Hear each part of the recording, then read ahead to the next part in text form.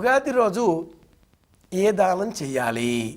వస్త్రదానం, మామిడి పండ్లు, ఉదకుంభ దానం అంటే నీటితో నిండినటువంటి కుండ, నీటి వసతికి ఏర్పాట్ల భద్రతకు సంబంధించిన చర్యలు చేపట్టడం ప్రధానమైనవి.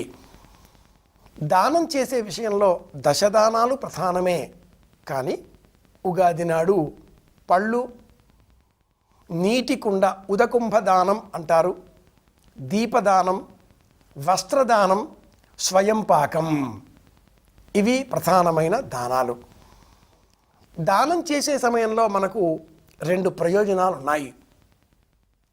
ఆ తీసుకున్నవారు ఈ వ్యక్తుల వద్ద ఈ వస్తువులు లభిస్తాయి అనే ఉద్దేశంతో మళ్ళీ వస్తారు కాబట్టి వాళ్ళు వచ్చే వరకు మన ఆయుర్దాయం పెరుగుతూ ఉంటుంది. ఇది మొదటి ప్రయోజనం. పరమాత్ముడు మనకు ఇచ్చే బుద్ధి కలిగింది అని తెలిసి ఆ వస్తువులని మళ్ళీ మనకు ఏదో విధంగా అందించే ప్రయత్నం చేస్తాడు. మనకు సంపదలు పెరుగుతాయి, ధనకనక వస్తువాహనాలు పెరుగుతాయి. కాబట్టి రెండవ ప్రయోజనం, దానం చేస్తే 2 ప్రయోజనాలు, సంపద, ఆయుర్దాయం. అందుకే మన వాళ్ళు దానాలు చేయాలి అన్నారు.